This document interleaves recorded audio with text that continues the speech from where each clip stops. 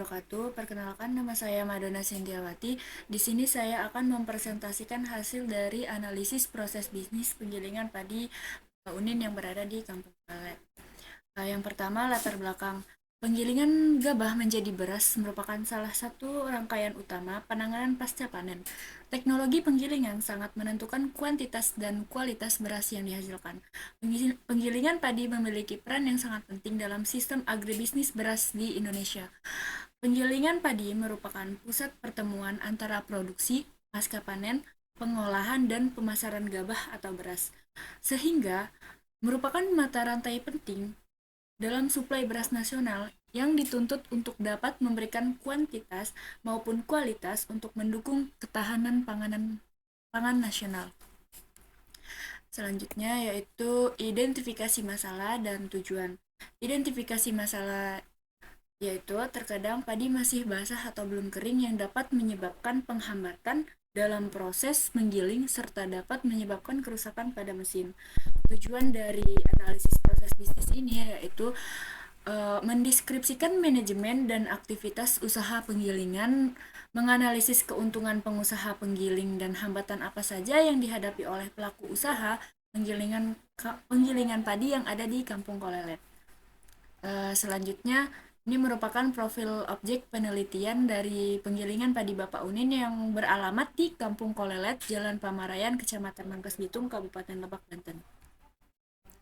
Teknik yang kami pakai untuk teknik pengumpulan data ini menggunakan teknik wawancara kepada pemilik usaha.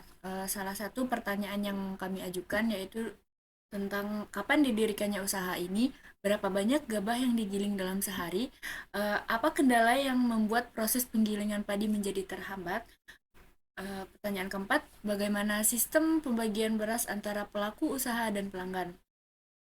Untuk jawaban-jawabannya bisa dilihat di slide berikut.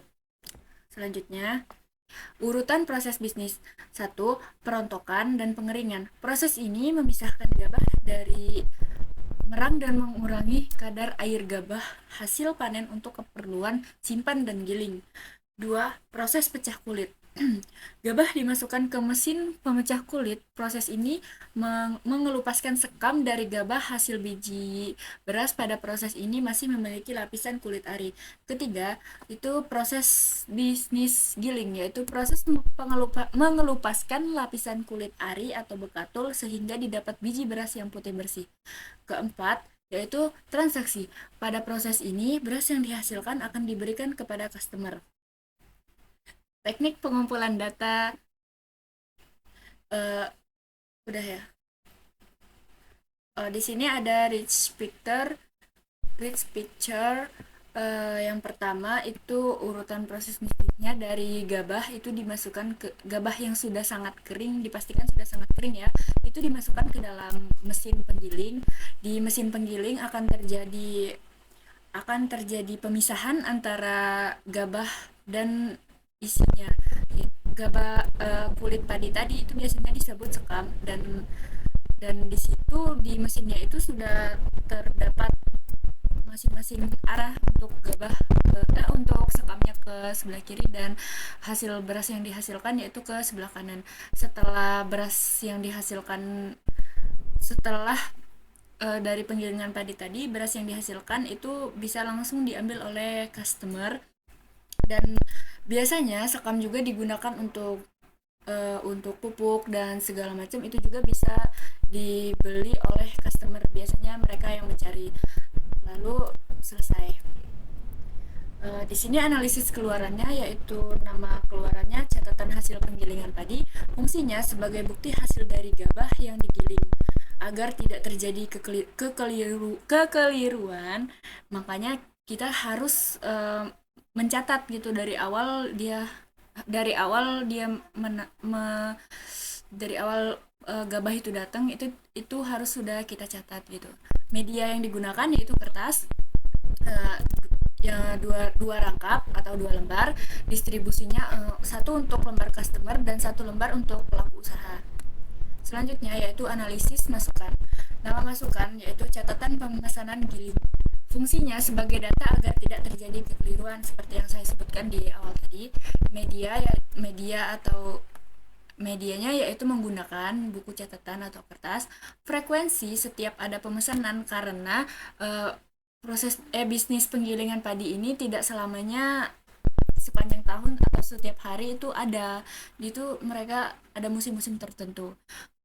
Format dengan menggunakan list pesanan, jadi yang siapa yang datang duluan atau menaruh gabah duluan itu bisa secepatnya diproses. Keterangannya yaitu berisi data pesanan pelanggan. Usulan dari kami yaitu usulan perbaikannya, alangkah baiknya agar tidak terjadi penghambatan dalam proses menggiling, gabah yang akan digiling itu harus benar-benar kering serta dilakukannya perawatan mesin secara berkala agar kedepannya jika kita tidak tahu kedepannya kan masyarakat itu gimana, gabahnya kan belum tentu kering semua gitu, jadi kita tuh harus melakukan mesinnya harus dirawat secara berkala.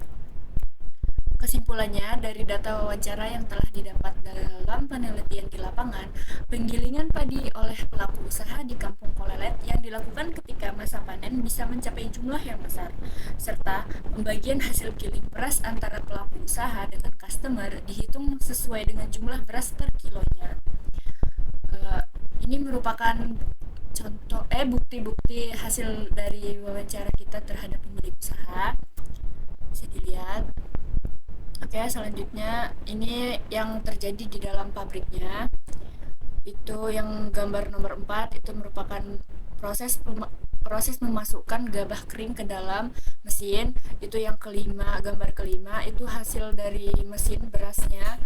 Itu yang keenam itu biasanya sudah ditampung di dalam karung seperti itu. Terima kasih, sekian presentasi dari saya. Wassalamualaikum warahmatullahi wabarakatuh. Kalau misalkan satu karung gabah itu biasanya dapat berasnya berapa kilo atau berapa karung dulu?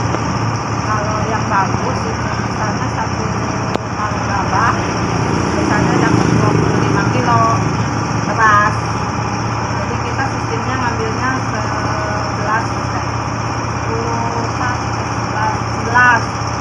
satu ya 11 satu, jadi yang 10 kilo itu kita dapat 1 kilo upahnya.